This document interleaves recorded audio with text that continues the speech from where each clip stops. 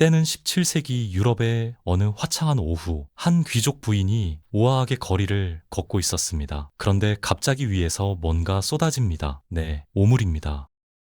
누군가 창문을 열고 요강을 통째로 비워버린 거죠. 이게 당시 유럽에서는 그냥 일상이었습니다. 심지어 던지기 전에 조심하세요 한마디만 외치면 예의 바른 시민 소리를 들었거든요.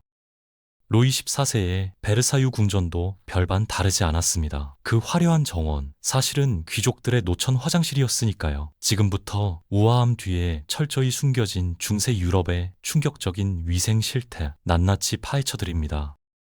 중세 유럽 도시를 걷는 건 목숨을 건 모험이었습니다. 아스팔트도 하수도도 없던 그 시절, 거리의 정체는 사실상 거대한 오물 웅덩이였거든요.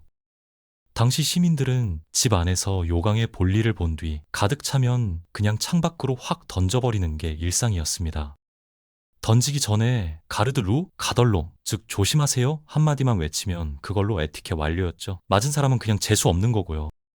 파리시에서도 이 문제를 몰랐던 건 아닙니다. 도로 중앙에 물길을 만들어 오물을 흘려보내려 했고 3주마다 청소부를 고용해 쓰레기를 치우는 법규까지 만들었거든요. 그런데 문제는 아무도 안 지켰다는 겁니다. 법은 법이고 창밖은 창밖이었던 거죠. 결국 거리는 늘 똥밭이었고 그 위를 멀쩡한 얼굴로 걸어다녀야 했던 시민들, 그들에게 외출은 그야말로 오물 피하기 장애물 달리기였습니다. 그리고 이 끔찍한 환경은 단순한 불편함을 넘어 훗날 유럽 전역을 휩쓴 대재앙의 씨앗이 되고 맙니다. 그렇다면 이 오물 세례를 매일 맞으며 살던 귀족들은 어떻게 했을까요? 당연히 가만히 있지 않았습니다. 그들이 선택한 해결책, 바로 양산이었습니다. 지금이야 양산이 햇빛 차단용이지만 중세 귀족들에게 양산은 생존 장비였거든요. 위에서 언제 쏟아질지 모르는 오물을 막기 위한 방패막이, 그게 양산의 진짜 탄생 배경이었습니다. 하인들의 핵심 임무도 주인이 오물에 맞지 않도록 양산을 받쳐드리는 것이었죠. 그런데 더 기막힌 건 귀족 여성들의 드레스입니다. 그 넓고 풍성한 치마, 그냥 패션인 줄 아셨죠? 천만에요. 무도회나 연회 도중 화장실에 가기 어려웠던 귀부인들은 그 드레스 안에서 조용히 볼일을 봤습니다. 그리고 향수 한 번 뿌리고 다시 춤을 췄죠. 아무도 몰랐을까요? 글쎄요. 다들 알면서 모른 척했을 가능성이 높습니다. 심지어 거리에는 큰 천을 들고 다니며 급한 사람을 가려주고 돈을 받는 직업까지 등장했습니다. 이름하여 인간 화장실 가림막. 이쯤 되면 직업의 세계도 참 다양했다 싶죠. 자, 이제 무대를 옮겨볼까요? 오물이 난무하는 거리를 벗어나 화려함의 극치, 베르사유 궁전으로 들어가 보겠습니다. 그런데 들어가는 순간 뭔가 이상합니다. 황금빛 샹들리에, 대리석 바닥, 완벽한 정원. 근데 냄새가 심상치 않거든요. 베르사유 궁전에는 수천 명의 귀족과 신하들이 거주했습니다. 그런데 이동식 변기는 턱없이 부족했죠. 변기를 차지하지 못한 신하들은 선택지가 없었습니다. 복도 구석, 정원 뒤편, 심지어 계단 아래까지 아름답기로 유명한 베르사유의 정원은 사실상 유럽 최고급 노천 화장실이었던 겁니다. 루이 14세가 정원을 그토록 넓게 만든 데는 이런 슬픈 뒷사정이 있었던 거죠. 그래서 탄생한 게 바로 향수입니다. 도저히 맨몸으로는 버틸 수 없는 악취를 가리기 위해 귀족들은 향수를 온몸에 퍼붓다시피 했고, 이 수요가 폭발하면서 프랑스는 향수 강국으로 거듭나게 됩니다. 지금 우리가 쓰는 명품 향수의 뿌리, 알고 보면 베르사유의 오물 냄새였던 셈이죠. 그렇다면 궁전 밖 귀족 저택은 좀 나았을까요? 아쉽게도 그것도 아니었습니다. 부유한 귀족들의 저택에는 그래도 실내 화장실이 있었거든요. 오, 드디어 문명의 흔적인가 싶죠? 그런데 구조를 들여다보면 말문이 막힙니다. 건물 외벽에 작은 공간을 돌출시켜 바닥에 구멍을 뚫어놓은 게 전부였거든요. 볼일을 보면 그대로 건물 외벽 아래로 낙하 처리는 없고 투하만 있는 구조였습니다. 결국 저택 외벽 아래는 늘 오물이 쌓여 있었죠. 그런데 이보다 더 극단적인 상황에 처한 사람들이 있었습니다. 바로 기사들이었죠. 전쟁터에서 갑옷을 입은 채 싸우던 기사들, 그들에게 화장실은 사치였습니다. 갑옷을 벗는 데만 해도 한참이 걸리는데 전투 중에 그럴 여유가 있을 리 없었죠. 결국 그냥 갑옷 안에서 해결했습니다. 전투가 끝나고 돌아온 기사의 갑옷은 피와 땀, 그리고 차마 말하기 민망한 것들로 범벅이 되어 있었죠. 이걸 닦아내는 것도 보통 일이 아니었습니다. 전담 하인들이 소변에 모래와 식초를 섞은 원시적인 세제로 갑옷을 닦아냈거든요. 기사의 영광스러운 갑옷 뒤에는 이런 처절한 뒷이야기가 숨어 있었습니다. 자, 여기서 한 가지 의문이 생깁니다. 이렇게 더럽고 냄새나는 환경에서 살면서 왜 목욕을 안 했을까요? 귀찮아서? 물이 없어서? 아닙니다. 이유가 정말 충격적입니다. 당시 유럽인들은 목욕을 하면 죽는다고 진심으로 믿었거든요. 14세기 흑사병이 유럽을 휩쓸기 시작하면서 사람들은 원인을 찾기 시작했습니다. 그리고 내린 결론이 바로 물이었습니다. 목욕을 하면 모공이 열리고 그 틈으로 나쁜 병균이 몸속으로 침투해 죽음에 이른다는 논리였죠. 지금 들으면 황당하지만 당시엔 이게 의학적 상식으로 통용됐습니다. 심지어 15세기 의학 논문에도 목욕이 몸을 약하게 만들어 질병과 죽음을 초래한다고 버젓이 명시되어 있었거든요. 결국 죽고 싶으면 목욕해라 라는 속담까지 생겨났고 이 공포는 신분을 가리지 않았습니다. 스페인의 이사벨라 여왕은 평생 2번 목욕했다고 자랑스럽게 고백했고 루이 14세도 마찬가지였죠. 국가 차원에서 궁중 목욕탕을 아예 폐쇄해버리는 지경에 이르렀으니 유럽 전체가 목욕 공포증에 걸린 셈이었습니다. 씻지 않는 게 건강의 비결이라 믿었던 그 시절, 정말 아이러니하지 않습니까? 그럼 목욕을 안 하는 대신 뭘 했을까요? 귀족들에게도 나름의 위생 루틴이 있었습니다. 바로 속옷 갈아입기였죠. 당시 귀족들은 속옷을 자주 갈아입는 것이 목욕과 동일한 효과가 있다고 굳게 믿었습니다. 몸을 씻는 대신 옷을 갈아입으면 된다는 논리였죠. 지금 들으면 말이 안 되지만 당시엔 이게 상류층의 세련된 위생관념이었습니다. 몸의 때를 제거하는 방법도 나름 있었습니다. 물로 씻는 건 절대 안 되고 마른 천으로 닦아내거나 장미술을 묻힌 천으로 문지르는 게 전부였죠. 겨드랑이나 사타구니처럼 냄새가 심한 부위만 부분적으로 닦아내는 수준이었습니다. 전신 세정 같은 건 꿈도 꾸지 않았죠. 당연히 이 정도로는 채취를 감당할 수 없었습니다. 그래서 향수가 선택이 아닌 필수가 된 거죠. 그 중에서도 루이 14세는 역대급이었습니다. 그의 채취와 입냄새가 어찌나 지독했던지 신하들이 그와 독대하는 자리를 극도로 꺼렸다고 전해집니다. 태양왕 앞에 서는 게 영광이 아니라 고역이었던 겁니다. 향수로도 도저히 커버가 안 됐던 거죠. 귀족들도 이 정도였는데 평민들은 어땠을까요? 속옷을 자주 갈아입는다는 건 평민들에게 그림의 떡이었습니다. 옷 한 벌 장만하기도 버거운 시절이었으니까요. 같은 옷을 몇 달, 심하면 몇 년씩 입는 건 기본이었고 빨래는 거의 사치에 가까운 행위였습니다. 그냥 입고 자고 일하고 또 입는 삶이었죠.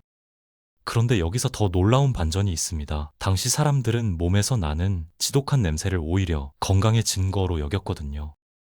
냄새가 심할수록 몸이 잘 돌아가고 있다는 신호란 겁니다. 15세기 의학 논문에는 목욕이 몸을 따뜻하게 하지만 동시에 약하게 만들어 죽음을 초래한다고 명시되어 있었고 이 믿음은 법으로까지 이어졌습니다. 공중 목욕탕이 줄줄이 폐쇄됐고 17에서 18세기에는 아이들조차 목욕을 시키지 않는 문화가 자리를 잡았죠. 19세기 초 런던 시민 대부분이 손과 얼굴만 씻을 뿐 몸통과 팔다리는 수년째 물 한 방울 안 닿는 생활을 했다고 하니 할 말을 잃게 됩니다. 냄새 나는 게 건강한 거라 믿었던 시절, 어쩌면 그들 나름대로는 최선을 다해 살았던 걸지도 모르겠습니다. 이번엔 머리 위로 시선을 올려볼까요? 마리 앙투아네트 시대를 배경으로 한 그림이나 영화를 보면 유독 눈에 띄는 게 있습니다. 머리 위에 배를 올려놓거나 정원을 통째로 얹어놓은 듯한 기괴하고 거대한 헤어스타일이죠.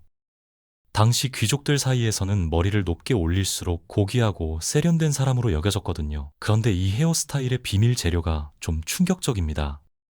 바로 밀가루였습니다. 귀족들은 머리카락을 하얗게 보이게 하고 볼륨을 살리기 위해 밀가루를 머리에 잔뜩 발라 고정시켰거든요. 문제는 타이밍이었습니다. 백성들이 빵 한 조각 구하지 못해 굶어 죽어가던 그 시절에 귀족들은 빵의 원료인 밀가루를 머리에 쳐바르고 있었던 거죠. 프랑스 혁명의 불씨가 괜히 튀긴 게 아니었습니다.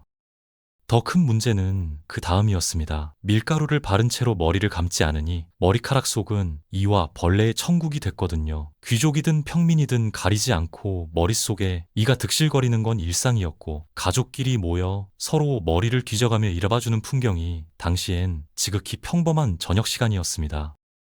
그렇다면 이 벌레 문제, 귀족들은 어떻게 대처했을까요? 놀랍게도 그들에게는 비장의 무기가 있었습니다. 바로 실크였죠. 실크 옷감이 귀족들 사이에서 최고의 소재로 군림했던 건 단순히 고급스러워 보여서가 아니었습니다. 표면이 매끄러워 벼룩이 잘 붙지 못한다는 아주 실용적인 이유가 있었거든요. 명품 패션의 시작이 사실은 벼룩 퇴치용이었던 겁니다. 그런데 실크를 걸쳐도 완벽한 해결은 아니었습니다. 머릿속 이는 어쩔 수 없었거든요. 급기야 귀족 부인들은 자기 머리에 사는 이를 친위대라고 부르기 시작했습니다. 이쯤 되면 공생을 넘어 애완동물 수준이죠. 우프지만 이게 당시 유럽 상류추의 현실이었습니다. 문제는 이 모든 것이 단순한 불쾌함으로 끝나지 않았다는 겁니다. 오물이 넘치는 거리, 씻지 않는 몸, 벌레가 득실거리는 환경, 이 세 가지가 합쳐지자 흑사병, 티푸스, 콜레라 같은 전염병이 폭발적으로 퍼져나갔습니다. 그런데 아이러니하게도 사람들은 여전히 물을 원인으로 지목하며 목욕을 거부했죠. 병의 원인이 바로 자기 자신이었는데 끝까지 물 탓을 했던 겁니다. 이 악순환이 수백 년간 유럽 인구를 갉아먹었습니다. 그렇다면 이 끔찍한 악순환은 도대체 어떻게 끝이 났을까요? 변화의 시작은 18세기 말 한 명의 과학자로부터였습니다. 루이 파스테르. 그가 세균의 존재를 증명하는 순간 수백 년간 유럽을 지배하던 믿음이 산산조각 나기 시작했습니다. 병의 원인은 물이 아니라 눈에 보이지 않는 세균이었고 청결이 곧 생존이라는 사실이 처음으로 과학적으로 밝혀진 거죠. 사람들의 반응은 어땠을까요? 처음엔 당연히 반신반의했습니다. 평생 물을 두려워하며 살아온 사람들이 하루아침에 목욕을 즐길 리 없었거든요. 하지만 데이터는 거짓말을 하지 않았습니다. 위생관념이 바뀐 지역에서 전염병 사망자 수가 눈에 띄게 줄어들기 시작했고 국가들은 앞다퉈 현대적인 하수도 시스템을 구축하기 시작했습니다. 오물이 넘치던 거리가 서서히 정돈되기 시작한 거죠. 그리고 마침내 정기적인 목욕과 세탁이 보편화되면서 인류의 평균 수명은 비약적으로 치솟았습니다. 수백 년간 당연하게 여겨지던 더러움이 사실은 당연한 게 아니었다는 걸 깨닫는데 인류는 꽤 오랜 시간이 걸렸던 셈이죠. 지금 우리가 매일 샤워를 하고 깨끗한 화장실을 쓸 수 있다는 것, 사실 엄청난 축복입니다. 화려한 궁전, 우아한 귀족, 찬란한 문화. 우리가 동경하던 중세 유럽의 실체는 사실 이랬습니다. 창밖으로 오물이 날아다니고 태양왕은 평생 2번 목욕했으며 베르사유의 아름다운 정원은 거대한 노천 화장실이었죠. 겉으로 보이는 화려함 뒤에 이토록 충격적인 진실이 숨어 있었던 겁니다. 그런데 여기서 우리가 놓치지 말아야 할 게 있습니다. 지금 우리가 당연하게 누리는 샤워, 깨끗한 화장실, 잘 정비된 하수도, 이것들은 인류 역사 전체로 보면 아주 최근에야 겨우 쟁취한 소중한 혜택이라는 사실입니다. 잘못된 믿음 하나가 수백 년간 얼마나 많은 사람을 죽음으로 몰아넣었는지 역사는 똑똑히 기억하고 있거든요. 오늘 이 영상 하나로 내일 아침 샤워가 조금 더 감사하게 느껴지실 겁니다. 매일 당연하게 틀던 샤워기, 사실은 수백 년간 인류가 피와 오물로 얻어낸 문명의 결정체였으니까요. 재밌게 보셨다면 구독과 좋아요 꾹 눌러주세요. 중세 귀족들은 평생 2번 목욕했지만 여러분의 구독은 언제든 환영입니다. 댓글로 오늘 영상 소감도 남겨주시면 더 열심히 파헤쳐 드리겠습니다. 다음 영상에서 만나요.